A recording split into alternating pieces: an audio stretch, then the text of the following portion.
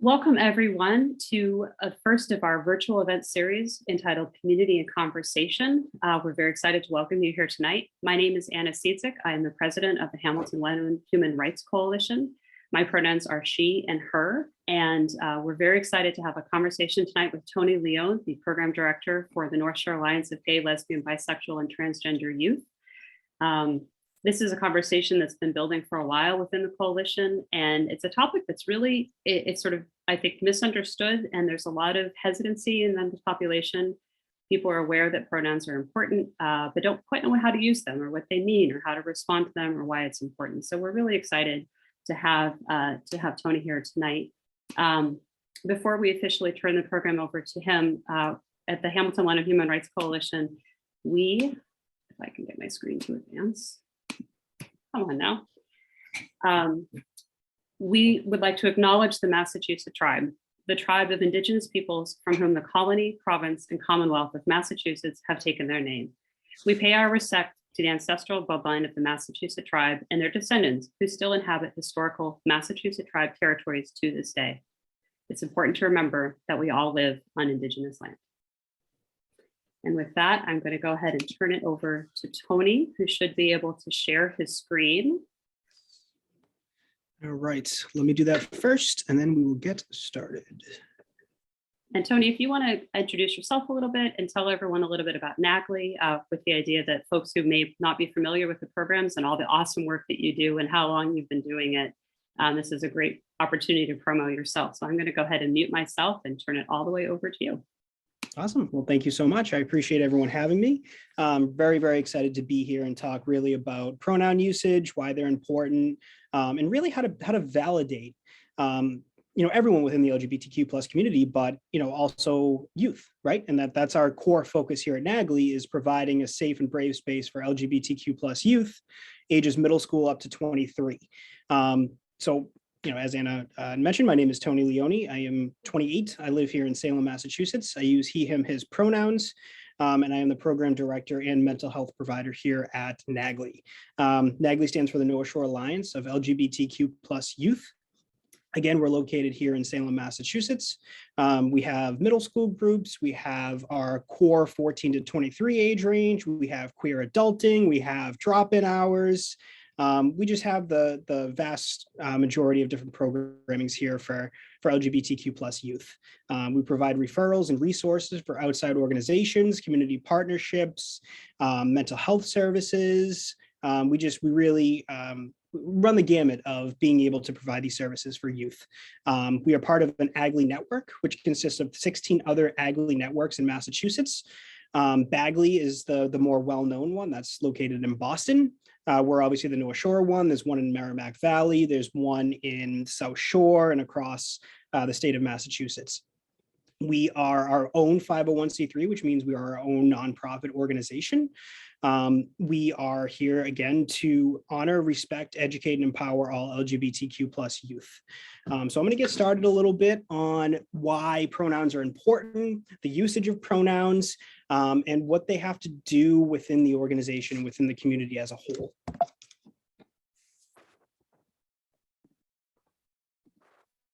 First off, pronouns. So this is going to be kind of a base education on pronoun usage, again, why they're important, why we use them, and why it's really, really important to validate everyone with their pronouns. So this is an example. This is not a full list of all the pronouns used, but this is a base example of some of the pronouns that you'll see. Some people here may use them. Some people might have them in their chat or on their handle. Other people use them in different majorities within their everyday life, whether it be on their email, whether it be at school, whatever that looks like. So he, him, his is a common one. She, her, hers, they, them, theirs, and there's many, many, many more. Some may mix, right? Some may use some neopronouns, which we're going to start to talk about a little bit further in this little presentation. So I'm going to give you a little bit of a rundown of how this is going to work. We're going to talk about pronoun usage. We're going to go into a little bit of what you can do, how you can support. And then near the end, we're going to open it up to some questions. I would love people to give their perspectives. I want people to be able to share. If people want to share any stories or whatever that looks like, we're going to have some time, a little bit of time at the end. And I'm also going to talk a little bit about resources that NAGLY offers, along with some crisis supports outside and some other social supports, parent organizations, whatever that looks like. So we're going to get started and talk a little bit about pronoun usage. So these are just some common questions that people do ask. So if you're within the LGBTQ community, you're pretty prevalent on what pronouns are, right? So my mind, right? I grew up in PBD, Massachusetts. Okay, I grew up in not really coming out. I came out when I was 22, so I was a little bit older. Pronouns to me now are extremely important. You know, when I was back in high school, I didn't necessarily think that pronouns were, I didn't know what they were. I didn't know why they meant so much to the LGBTQ community. And starting at NAGLY, I was really able to, you know, evolve my understanding of what this means to people, what this means to our youth that come through the doors. You know, and it's really they finally have control. They have control of what they want, what their name is, what their identity looks like. You don't have to necessarily put a label on it. Hence why neopronouns come into use, and sometimes people switch up different pronouns as well. They, them, theirs. I've seen some pronouns used as he, she, they. There's just a plethora of different pronoun usage and mix and matches that you can utilize. And, you know, the reason why they're so important is because, again, the LGBTQ community is so marginalized right now that the ability to kind of take on something that they're able to identify as is just so key. You know, what do they mean? Pronouns mean different things to different people. Some people within the LGBTQ community might not think that pronouns are super important, or they don't define who they are. But others might take that a little bit further and really adhere to what their pronouns are. How do you use them? Anybody can use pronouns, okay? You can be a heterosexual individual and still use pronouns. You know, I do a lot of trainings for different school districts and organizations. And one of the biggest things that we always educate is normalizing the use of pronouns. So if you are a teacher, or if you're a staff member, or you're a clinician, or you help run a youth organization, utilizing your pronouns in your email or on a business card or anywhere that your name is present, having those pronouns there show that you're a safe person. So it shows that you are that person that somebody within the LGBTQ community can go to and maybe receive some support, or at least normalize the use of seeing those pronouns. Because a lot of people don't necessarily know what pronouns are and why they're so important. This is the reason why they're so important. So some other questions is, you know, I want to be supportive, but I don't understand, right? I could go on to hours and hours and hours about the history of pronouns and why they're so important. But again, this is just a beginner's conversation. This is really to start to get the conversation kicked back up again as to why pronouns are here, and again, why they're so important. You know, again, because we are a youth-led, youth-run organization, I always bring it back to the youth, right? We want to make sure that the youth feel validated. So during some trainings that I do within schools, the biggest thing that I bring up is the 3 core kind of curriculum that I always say: listen, learn, educate, right? So listen and validate. If a youth comes to you, if a child comes to you and is in need of support, listen and validate to everything that they're saying, right? Learn, continue to adapt, learn what neopronouns are. Do some research online. See if you can figure out how to better support this person. If you're a clinician, put in a referral for maybe a gender affirming therapist. Educate, right? Educate, continue to educate yourself. Continue to do some research. There is plenty of organizations out there that can really help. I do know at times it can be overwhelming. You go on Google and you search pronouns and X, Y, and Z, whatever, and you're going to come up with 35,000 articles. I understand that. But really trying to do that education work for yourself and maybe somebody else that might not understand is really key. That's kind of really one thing I want you to take away from the speaker series is listen, learn, educate. Whether you're a youth, whether you're a student, whether you're an adult, take the time and really think about what those 3 things mean to you. So we're going to watch a short little video. So I'm going to stop my screen for a second, reshare.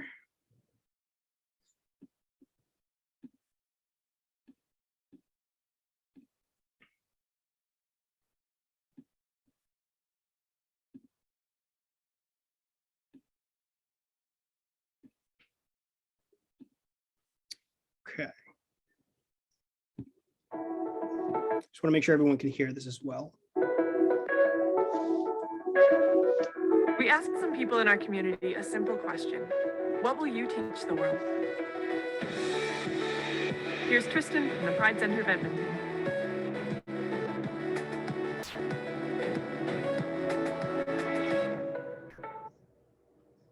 I'd like to teach people about gender identity and how to use pronouns correctly. First off, let's talk about the difference between sex and gender identity. Sex is something that is assigned at birth. When the medical professional says, it's a boy, or it's a girl, they are basing this off of your physical anatomy, or your sex. Gender identity is a person's experience of their own gender. Most people's gender identity aligns with the sex they were assigned at birth. The term for this is cisgender, from the Latin cis, meaning on this side of. Someone who is transgender or gender non-binary, however, has a gender identity that does not align with the sex they were assigned at birth. Transgender and non-binary people can experience their gender in a variety of ways. Some transgender people may identify strongly with the gender. Some may feel disconnected from masculine and feminine genders, while others may experience their gender as a combination of both. Here's a quick refresher on grammar. Pronouns are words we use to refer to someone in place of a name. Some are tied to a specific gender, like he, him, his, and she, her, hers. Others, like they, them, theirs, are gender neutral. Some transgender people will use gendered pronouns as they affirm their gender identity. However, some transgender and gender non-binary folks will use gender neutral pronouns. It's important to consider that the pronouns that feel comfortable for one person might not be for another. Okay, so why is this important? You probably have an expectation about what pronouns people refer to you by, and so do most transgender or gender non-binary people. Using someone's pronouns correctly is important because pronouns correspond with a person's gender. When pronouns are used incorrectly, we may risk misgendering them. Misgendering is when someone uses the wrong name or pronoun to describe someone else. This can cause distress for the person who is misgendered because they may feel that their gender identity is not validated and respected. Misgendering can also create a risk to someone's safety by outing that person to others. Unfortunately, some people purposely misgender others to insult them. Using the correct name and pronoun is about showing basic respect. If you're not sure, you can just ask. A great way to ask someone's pronoun when you first meet them is to say your name, state your pronouns, then ask the person you're meeting with what their name and pronouns are. Hi, my name is Tristan. I use he, him, his pronouns. What is your name and pronouns? Hi, my name is Jordan, and I use they, them, theirs pronouns. Thank you for asking. Once you know someone's pronouns, you will know how to refer to them when speaking to others. Hey everyone, this is Jordan. They're a new friend of mine. We all make mistakes though. If you slip up, apologize, and try to avoid being defensive. Hey everyone, this is Jordan. He's a new friend of mine. Oh, I mean, they're a new friend of mine. Sorry, Jordan. No worries, thanks. Getting someone's gender right is on you, not the transgender or non-binary person. Try not to make assumptions about someone's gender identity. You don't know someone's pronouns until they tell you. Pronouns are something important that most people don't think about. However, pronouns are extra important to many transgender and non-binary folks as it affirms their gender identity. Using someone's correct pronouns is important and validated. It's easy to get it right if you avoid making assumptions. In the end, this all comes down to treating each other with a little care and respect.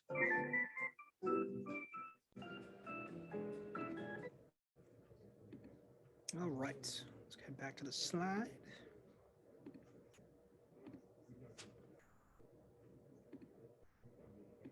Okay, so I want to touch a little bit upon neopronouns. Again, we're not going to go super in depth. This is just a kind of a start to this conversation. But neopronouns are a category of new or neopronouns that are increasingly used in place of she, he, or they when referring to a person. Some examples include they, them, theirs, these, them, theirs, and the other kind of. So there's multiple different forms of neopronouns, and they are ones that you might see, especially within the younger population. This is something we see a lot of within our middle school group and at some of the schools that I work closely with. So neopronouns can be used by anyone, though most often they are used by transgender, non-binary, and or gender non-conforming people. So this is something you might see if you're working in the education field, if you're working in the clinical field from a clinical scope. These are things that will come up within your practice. And again, it goes back to that kind of the 3 core curriculum that I talk about, right? Listen, learn, educate. Listen to this youth. Listen to why they're using these pronouns. Learn more from that person. Learn why they want to feel validated or why they really want that support. And educate. Continue to educate. Do some research. I mean, this website that I found this YouTube video on is really, really important. And there's a lot of resources that we have here at NAGLY that I can send over, and we're able to continue to support that child or that youth in need. So what can you do? So we talk a lot about respect, right? Within any type of marginalized community, we obviously talk about that respect, right? Equity over equality. We want to make sure that people are validated for who they are. Okay. So using their pronouns, we're getting rid of the word preferred. We're not talking about preferred anymore. We're using their pronouns. Okay. Accept their gender identity. Again, that would be another workshop for another day. Use the name that they call themselves, not preferred name. Again, we're getting rid of that word preferred, regardless of the name on their birth certificate, transcript, or medical record. Again, really validate that person for the name that they're using. Do not assume orientation or identity from their gender expression.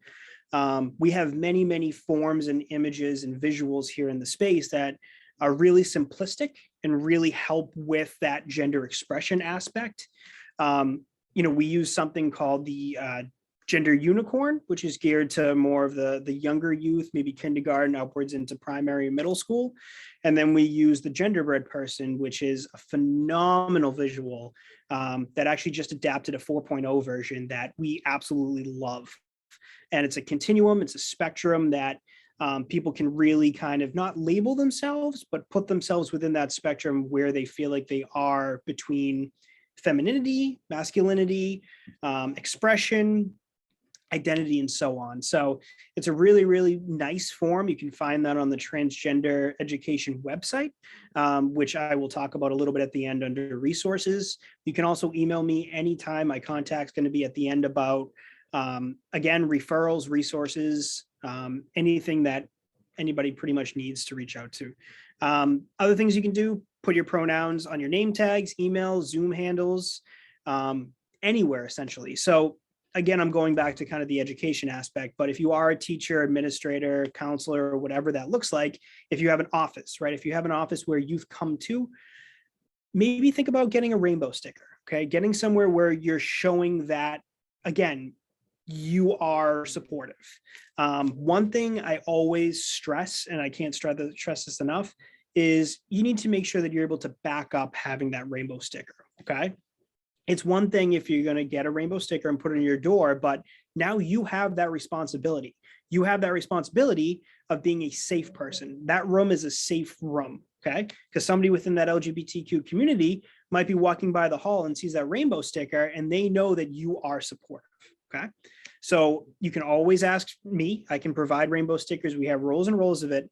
But again, the one thing I'm going to ask you is to make sure that you can back up being that safe and brave person. I know last year, NAGLY was really fortunate enough to be part of the Hamilton-Wenham picnic, which was amazing at the Patton Homestead, which, I realized that driving down that road, there was so many rainbow flags. And it was amazing. It was really, really amazing to see. But, having those rainbow flags, we also want to make sure that we're able to back that up, right? And be that support for everyone, okay? So the last thing we're going to kind of talk about is just being open to new constructs, right? Again, it goes back to that listen, learn, and educate. So not necessarily getting stuck in your ways. If somebody comes to you and says, I use these neo pronouns, try and educate yourself as to, how you can support that person. Don't ask why, just ask how you can support and how you can validate that person. Because most likely that person has probably done a lot of research to be able to use these pronouns.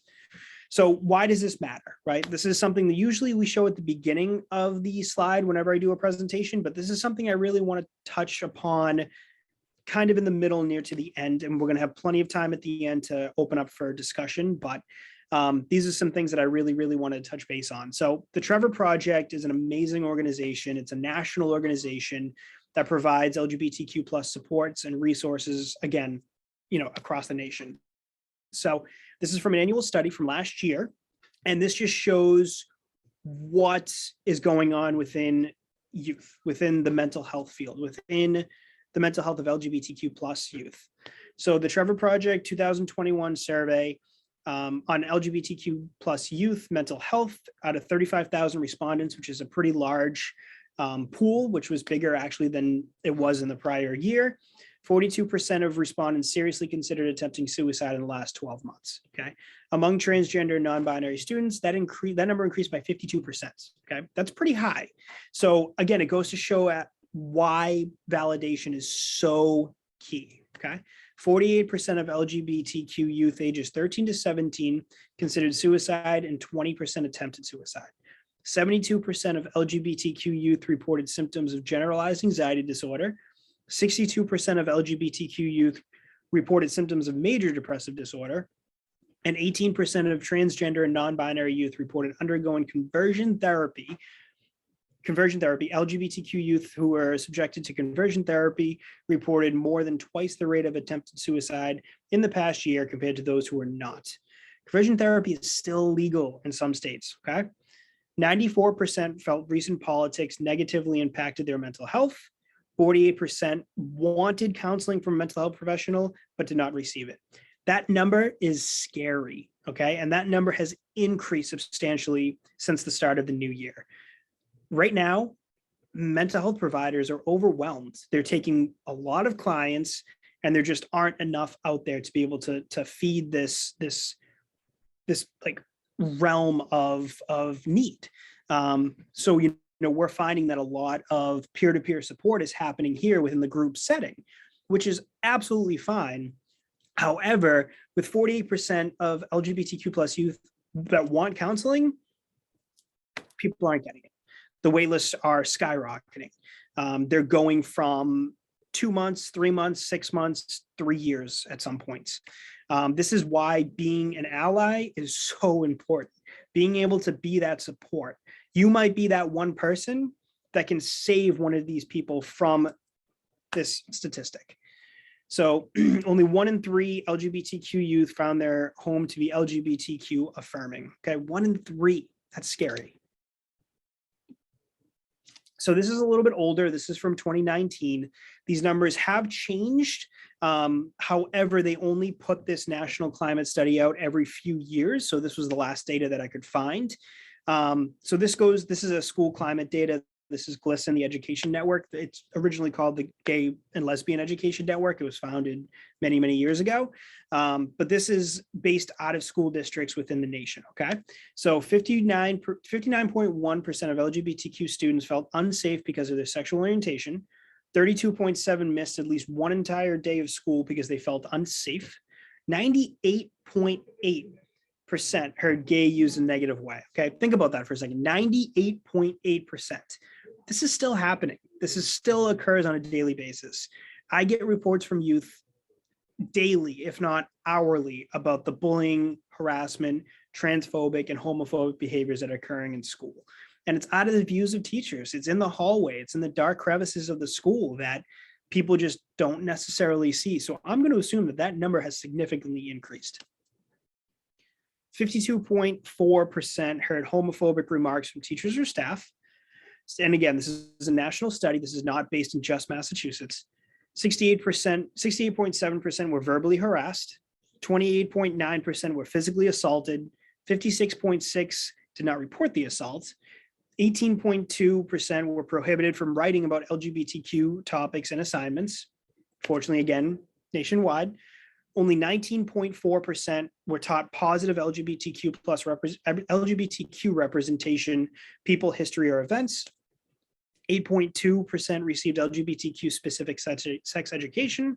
77.6% avoided school functions because they felt unsafe.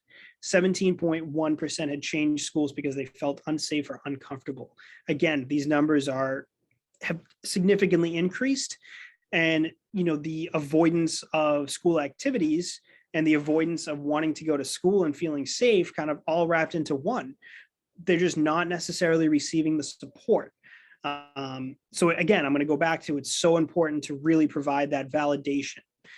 Be a strong ally, be somebody that person can talk to, whether you're an adult that's working with youth, whether you're an adult supporting other adults, whatever that looks like, be that strong ally, be that positive presence. So being an ally, perfect timing. So I absolutely love this quote from the Dalai Lama. An open heart is an open mind. Okay. Very simplistic, but extremely powerful. Being an ally. A lot of people know what an ally looks like. These are things that you can do. Again, I gear all of my presentations to youth because NAGLY is a youth organization. However, this can be done from adults to adults, from youth to adults, whatever that looks like. So being an ally, these simple things you can do. Listen with an open mind. Remember, listen, learn, educate. Learn all you can. Believe their narrative. Really believe what they're trying to tell you. Use correct pronouns, names, terms appropriately. I understand it. There's a lot of different acronyms. There's a lot of different terminology, but really taking the time, slowing down, and learning what this means, okay? Asking questions, asking appropriate questions, being more educated in this field, in this topic, being a support. And last one, be an advocate, right? We are such a marginalized community. We are still here. We are still present. We have a lot of different successes. We have a lot of different youth organizations around here that are able to provide the support, but we can't do everything. We cannot do everything. So that's where it comes to you. That comes to you, where you are the ally. You are that person that can make that difference, right? Be that advocate. Nothing is too small. What if a youth comes out to you? Okay. Be a trusted and supportive adult. I put that on purple because I think that is huge, right? That is so important. Again, I'm gearing this to potentially school districts. If you're working with youth one-to-one, be that trusted and supportive adult. Back up that pride sticker. Back up that pride wall painting, that couldn't even get the words out, painting that you might have in your office, right? Being able to really support that youth that might be going through a very difficult time. Thank them for trusting you, right? Take the time. Thank them for you being that support, okay? Acknowledge their courage. Make a safety plan. Again, this might come from a more clinical or education purpose, but if you're really close with this person, how can they appropriately come out to their parents? How can they appropriately come out to their family? What do their friendships look like? What does that social circle look like? What's their group dynamic? How is it possible for them to be safe? Because remember, safety comes first. Safety is the number one thing that everyone should take into account. Discuss a safe and healthy relationship, right? Again, if you're close with that person. Suggest additional resources. NAGLY's always here to be able to provide any type of resources needed. Again, do some education, see what the greatest need is, assure confidentiality. That's one of the biggest things on here. That person might not be out. That person might not be comfortable talking to friends or family or a counselor. You might be that only person that person has ever told about their orientation, about their identity, about who they are, who they truly are. So it's so important to really assure their confidentiality. Let them know that you support them unconditionally. So that's a big one, right? If you're a teacher, if you're a counselor, being able to know that that person is now supported is probably going to make that person feel a lot safer, even if their home environment isn't super supportive, even if their social circle might not know, at least they know that you support them. That's one person, okay? That could double. So resources, these are some of the most important resources that are out there. We have copies of these. We have them everywhere on our website. This is something that you can access 24/7, okay? GLSEN is the education network. That's one that we talked about. If there's an issue with school, if there's an issue within college, whatever that looks like, if you're working at a school, you can still reach out to GLSEN. They can really help with any type of need, trainings, whatever that looks like. PFLAG is a parents and educators support group. It's an amazing organization. There's 5 or 6 PFLAGs around the greater Boston area, small little chapters. The Greater Boston PFLAG is an amazing organization. We refer parents to that all the time. The Trevor Project, again, it is also a suicide hotline as well. So it's a crisis hotline. You can call that number. It Gets Better. That's another crisis line. The Transgender Lifeline, a great one. National Suicide Prevention Hotline. GLAD, which is a legal defender and legal advocacy group. So if you're finding there's any discrimination or harassment or anything like that, and you really, really want to advocate for someone or yourself, call them. Check out their website. We've used them. They're amazing. Lambda Legal is similar to GLAD. And then the NAGLY network has a bunch of different services. So Hamilton-Wenham kind of is on that cusp of pretty far north. It's still in the North Shore, but it's definitely a little bit higher north, kind of within our catchment area, but kind of on the outskirts of other counties. So we're definitely able to provide these supports. I would definitely, if you are a youth between ages middle school or 23, or if you have kids within that age range, definitely come by the NAGLY space. Check out the NAGLY website. I'm going to put that up in a couple seconds. If you are in need of support or referrals or resources, don't hesitate to reach out. If you want more education on pronouns, gender identity, anything related to LGBTQ 101, essentially, feel free to reach out and we can definitely talk in more depth. I would love to kind of continue this conversation because I think it's so important. Again, I wanted to get kind of the bare bones today and just talk about what pronouns are, give examples of pronouns, how you can be a strong ally, and then we can potentially continue this conversation as we go because it's ever evolving. Pronouns are going to change. The acronym is going to get longer. People are going to kind of fit into their shoes a little bit more and they're going to find their voice. And that's really what we want to see. So this conversation is going to have to continue to grow and continue to happen. And these, however many people are on this call right now, you've taken that first step to really come and be here. Whether you're a longtime advocate, whether you're a parent, whether you're a student, whether you're a youth, you've taken that first step. Okay. So that's amazing. So sharing perspective. So what I want to do first is just put up some of my contact information, and then we'll come back and talk a little bit about some perspective. I'd like to kind of open it up a little bit and give kind of that last 25 minutes to a half hour, maybe opening up to people that want to chat, that have questions, that need support, whatever that looks like. So I'm going to put my contact up there first, and then we'll go back to sharing some perspective. So you can reach out anytime at tony@nagly.org. I'm not exaggerating this. I check my email probably 24/7. You can visit nagly.org. That has all of our youth opportunities, all of our regular programming. We're running pretty much every day. We have something going on. Right now, I'm in the NAGLY space and we have 2 simultaneous meetings going on. So we're always doing something. We're always expanding our community partnerships. And we're always doing stuff within the community outreach, school conversations, whatever that looks like. So social media, we have Twitter, Facebook, Instagram, Discord. If you are within that age range and you want to join our Discord, reach out online. There's an application that you fill out. All of our programs are free. All that we ask for is first name and pronouns. We do not ask for any other information. We really want that autonomy. To be able to come here and have that confidentiality of coming in the space.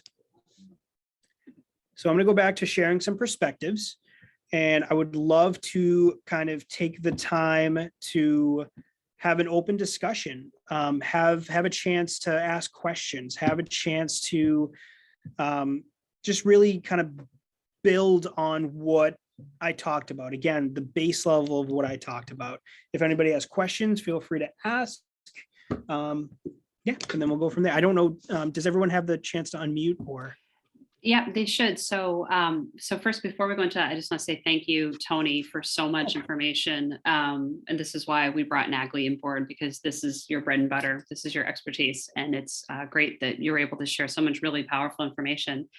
I think so. At this point, this is a chance for anyone to ask questions. And in the same way that pronouns provide a safe way to sort of show that you're safe for people to talk to, I really think it's important to emphasize this is also a safe space to ask questions, even sort of embarrassing questions. I mean, you have an expert here to answer. So if you have a question, or if you just want to share a story that might help other people learn, I think that goes with your 3 prompts, right? Listen, learn, and educate. So if there's someone who wants to share Again, just a reminder that we are recording this. And so, unless you want it to be on YouTube, you might, reach out to Tony privately, confidentiality, if you don't want to share in public here. But if you do, I would say just go ahead and either unmute yourself. And if you turn your video back on, it should pop back up for you to see. I will go ahead and break the ice and ask a question that I've heard a lot and I think is a little confusing. So I think a lot of people understand the concept of he, him, his, she, her, hers. What happens when you see someone who has a combination like she, they, him, they? Can you explain to people what a combination might be and how to approach that in terms of usage? Sure. The one thing that I always go to, and that video really helped me, I think, a little bit because it's just so simplistic, is it's never a bad thing to introduce yourself with your pronouns and have the other person introduce themselves. If you're going to introduce yourself to someone, whether it be in person, whether it be on Zoom, if you start the conversation by, my name is Tony, I use he, him, his pronouns, I can almost guarantee you that other person is going to talk about their pronouns. They're going to mention their pronouns. It's okay to ask as long as it's an appropriate manner.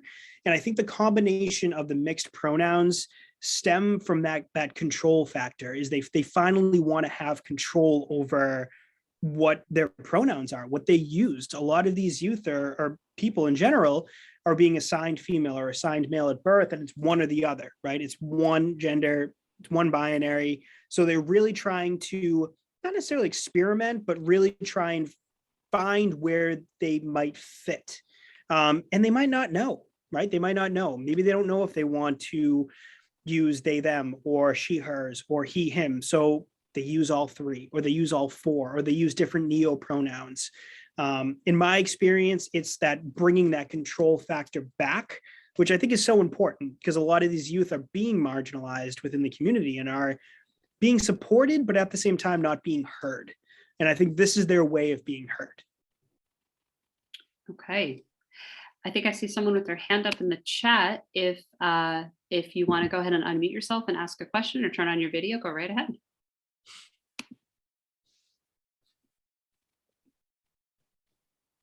It is. That's Rennie, right? I Yes. see Rennie. That's who I was Great. thinking. We can't Okay. turn our video on, Yeah. but go ahead, Oh. ask your. Fascinating. I want to see if I can fix that. Okay, You can ask your question while she works on How's that? Is that better? let's see. It still says you cannot start your video because your host has disabled it. Oh my goodness. Well, go ahead and ask your question. I'll keep working on that. So sorry. My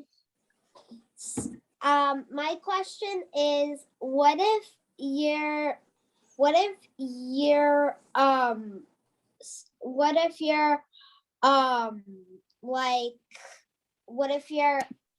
a non-binary, but you want to have short hair, but someone says that you shouldn't have short hair. Sure. Don't listen to them. You should be able to have whatever type and length of hair that you want, right? That's what I say.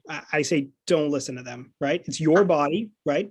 It's what you feel most comfortable with, and you feel safe in your own body, right? Yeah. Exactly. That's all that matters. Thank you. I'm excited for my haircut. I'm gonna Good. wear a dress with short hair and I'm gonna walk around. Good. You deserve it. That's awesome. That's awesome. I think I figured out how to fix the video problem.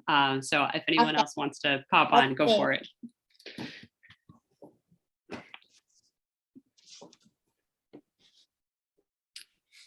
Does anybody else have a question? Story to share?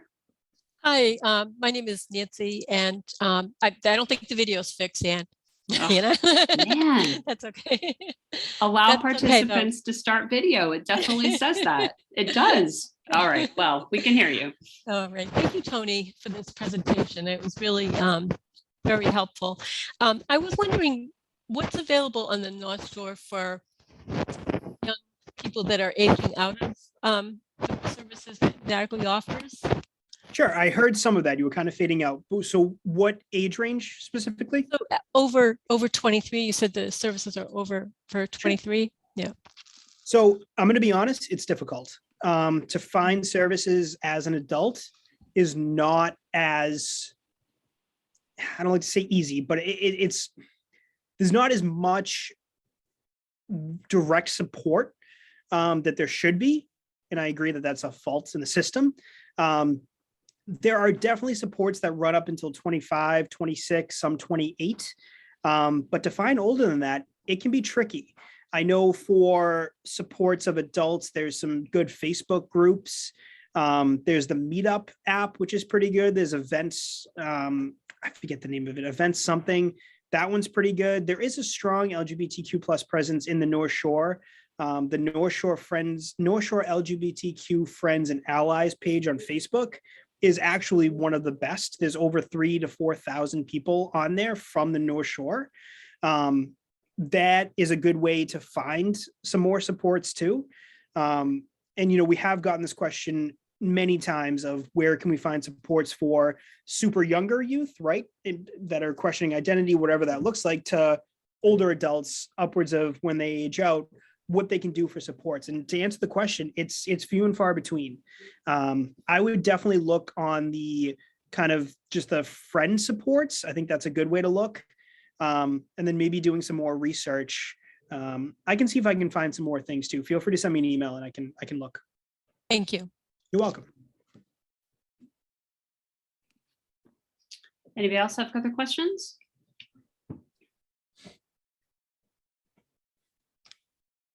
I promise you the video setting says it works. I feel embarrassed that I can't make it work, but I trust you. I don't know why that's doing it.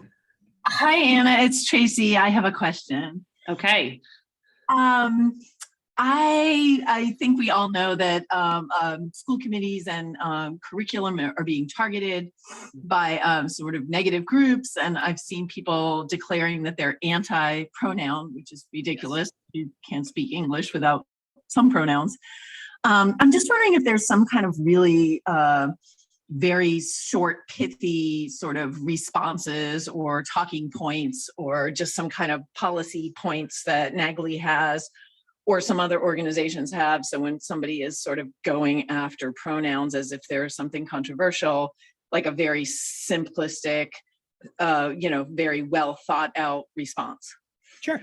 I always try and utilize other organizations that really specialize in this. And one thing that I can definitely, I can put in the chat too, is Trans Resistance.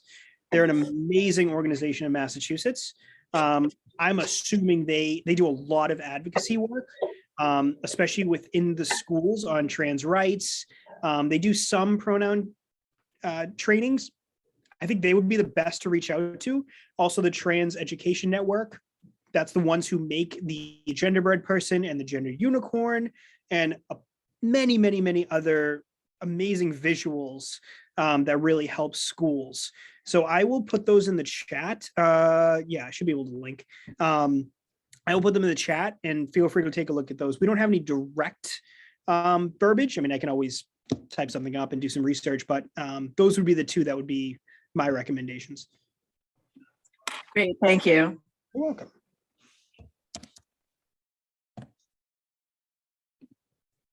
Put them in the chat right now. Yeah, feel free. If anybody wants to share a story or anything like that, that would be very much welcomed.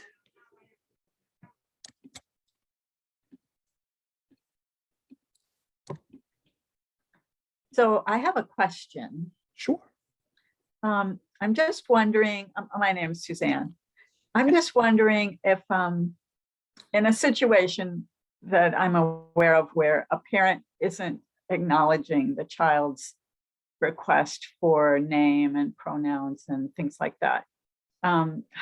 Is there any way that as a friend, acquaintance, I can try to speak into that situation? Sure.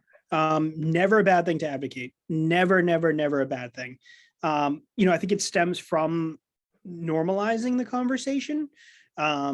I think it can be tough if parents are stuck in their ways and if they're not necessarily seeing why my child might need the support, they're not going to necessarily be open to giving that support, if that kind of makes sense. So I think going into it with resources, going into it with information to kind of back yourself up I think is a good idea. The PFLAG, again, PFLAG is an amazing organization.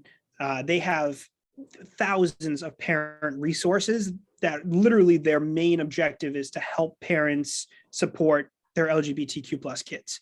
Again, I'll put that in the chat as well. We have a ton of information here from PFLAG. But the biggest thing is I would show that youth or that friend's child that you support them, and maybe trying to normalize the conversation around LGBTQ plus presence. Maybe see if they want to, I know this is like maybe far-fetched, but like attend like a pride event or like an LGBTQ friendly restaurant or something like that, and like point out something rainbow and be like, hey, you know, that's like a cool rainbow. Like, do you know what that means? Like stuff like that. Just really try and normalize like visuals. But that's something that we see all the time. We see the lack of support from parents, and we see the support of parents' friends, which is really, really interesting. So I think, again, it just goes back to that education factor. Obviously being, you know, supportive that maybe they have their own values and beliefs, but also trying to educate them the best way that you can.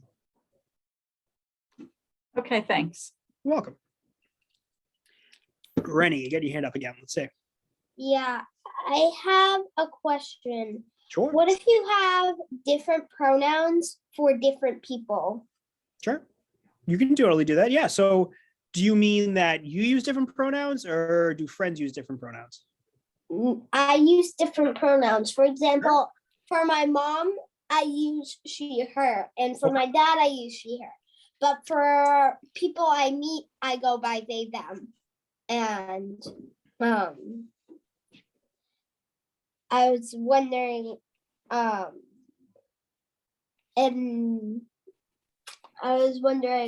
what does other people do that? Yeah. So that is very common. Okay. So Rennie, you can use any pronouns you want with any person that you want. Okay. So if you feel comfortable using she, her pronouns around your immediate family, right, your parents, but if you feel more comfortable using they, them pronouns around friends or at school, that is completely okay. Okay. So that's something that you can do. That's something that a lot of other people do as well. So totally, totally okay. I'm gonna add into that, Tony. Hi, this is Tia, she, her. What's the transition usually like for people who use they, them pronouns when they're talking to their family? If they wanted to change. So if Rennie wanted to change her pronouns, what's that look like? So it's different from person to person. I would say comfortability level. I would say obviously safety, that comes first no matter what, but comfortability definitely comes first. You know, when, you know, Rennie feels like, you know, they're ready to use those different pronouns or change it up, it's totally when they feel like it's ready. There's really no necessarily time frame. It's just when they feel ready. Yeah, thank you. You're welcome. If maybe I can pick up the ball a little bit here, because I think the questions you're asking, Rennie, are really important. And Tony, you're talking a lot about normalizing things. I think, since apparently I've given myself the gift of self-video, I'll go ahead and use it. Tony, can you talk a little bit about some of, you know, because there's a theme in the questions, but also a theme in your answer of just sort of normalizing flexibility, you know, like you can wear your hair how you want, you could use your pronouns how you want, you can call yourself a name, it doesn't matter. Could you talk a little bit about sort of broader shifts in getting away from the binary? Because I think a lot of people still really think of there's two options, male or female, as assigned at birth. And I think that a lot of people are still very resistant to the idea that what's assigned at birth could be more than just male or female. You can have the non-binary intersex option, but also that what's assigned at birth doesn't matter. You could change at any point. So can you talk a little bit about sort of overall trends and what does that look like? And I know there's some legislation in the state. I know you can get a non-binary identifier on your driver's license, and that's been around for a while. So can you talk a little bit about how we make flexibility more normalized so that folks can just do what they want when they want as it relates to them? Sure. It's a great question. And, you know, I do bring up normalizing the factor of visuals, right? I use visuals a lot, within my field, within the mental health field, like we use visuals. That's something that we see, right? I see a door. Okay, it's a visual, right? If I had a rainbow flag, I'd see the rainbow flag on my door. So I look at it like the normacy of seeing people that might be quote unquote different from the majority is good, right? So we're able to see that there are differences in the world. If you go into restaurants now, especially in the state of Massachusetts, you're not going to see necessarily gendered bathrooms, not always at least. We're really improving on that aspect of it being gender affirming spaces, whether it be one stalls, whether it be all inclusive, whatever that looks like. We still have a long ways to go, and it's not going to stop, it's not going to stop us from continuing to fight. It's interesting. One thing I always do is during a training, sometimes I'll start the conversation. If it's a smaller group, if it's in person, I'll go around the room and say, pick a color, pink or blue, right? Or pick a color, pink and blue.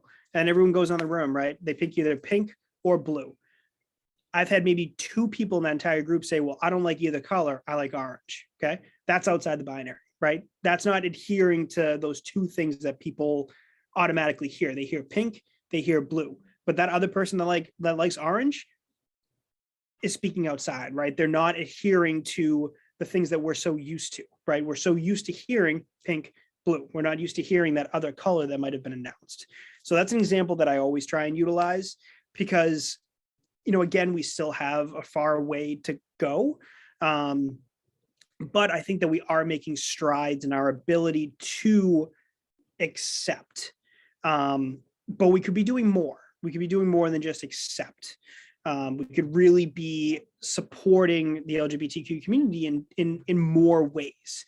And I think our ability to, again, I'm going to use that word normalize, to normalize the way that we talk, the way that we use our pronouns, the way that we affirm students, the way that we accept people for looking quote unquote different from the majority, right? Being able to understand that people want to change the way that they look, the way that they dress. Those are all things that are going to help us propel into the future. If we're not able to affirm ourselves, right, who else is going to affirm us? So that's something that we're trying to continue to do. I know that was a very long answer, but it's tricky. It really is. We want to make sure that everyone's accepted no matter what. Yeah. Awesome. Hi. I'm going to try to talk real quick with my kids screaming in the background.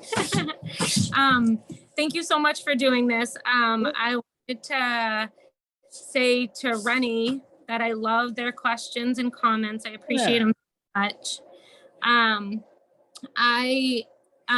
There was a question asked about people using he, they, or she, they pronouns. Sure. And I just wanted to give another perspective that kind of went along with your answer and some of the other comments that have been made. But I currently use she, they pronouns, but similar to what you have been saying all along about like having safe place and showing your flag, your books, like everything on display to show that it's a safe place for people to approach, talk, question, whatever it may be.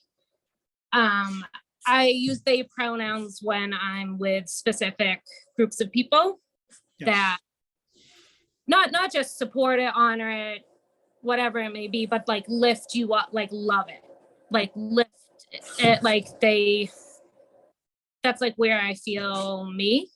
And even though I'm still like questioning a lot of things, she, they is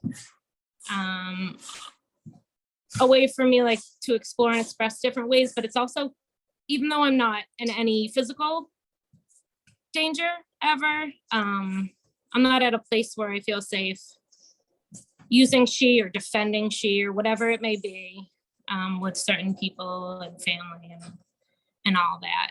So, yeah, kind of in that in between, it may change a little bit, but it also may just be monitored. I also have the privilege of using she, they, in the sense that I'm not discriminated against because of it. People often just assume I'm married to a cis man, so people assume I'm straight, and they just don't question my pronouns ever if I'm not bringing them up. So I kind of have the privilege of also having that flexibility without being discriminated against. So I feel like that's important to add because not everybody does.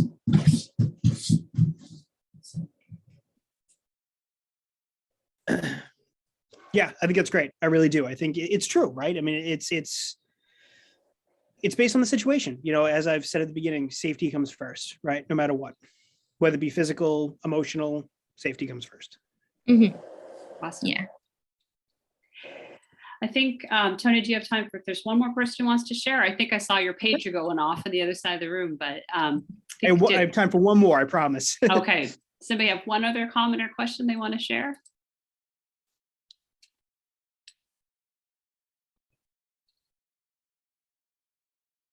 Silence. You've answered all the questions. All right, well, I'm going to go ahead and turn my video back on. I will try to fix that again for next time, but I think actually in this context, it might have been a good little bit of privacy, safety for people too. So once again, thank you, Tony, so much for doing this joint program. The Hamilton-Wenham Human Rights Coalition is all about having these conversations and trying to bring in experts and bring people together and create spaces for conversation to share and to learn and to recognize that, these topics are changing. They're changing fast. And as much as we might read about them and try to educate ourselves, 2 years from now, things will be different. 2 months from now, things might be different. So I think it's always important to have that openness to learning something you don't know. So it's been awesome to have you here, and you're a fantastic partner. The Pride Picnic is going to happen again. It's June 11th up at the Homestead, and it's going to be bigger and better than last year, which, set the bar pretty high. So we're just so grateful for your support. And I think especially, especially for kids, it's a huge emphasis for us to create a better world for the future. Those of us with some silver gray in our hair, our time has come and gone in some ways. And I think a lot about my own kids and my friends' kids. And we have a very active youth committee within the coalition that is just the most amazing group of young humans that I've really met in a long time. So thank you so much for everything you do to support the youth in our community. And, everyone reach out to Tony, support them, donate to them, attend events. And we're just so grateful for everything you do. So thank you. Thank you. I appreciate it. Thank you all. All right. Well, that concludes our program tonight. We'll have it up on YouTube soon, and we have more conversation series coming up. So look for the next one on our social media channels. You can follow us at HW Human Rights, or also on the web at www.hwhumanrights.org. So thanks everybody for an awesome conversation, and we'll see you again next time. Thank you. Thank you. You're I welcome. hope to see you next time. Definitely. Sounds good. Good night, everybody. Bye, Good everyone. night. Bye.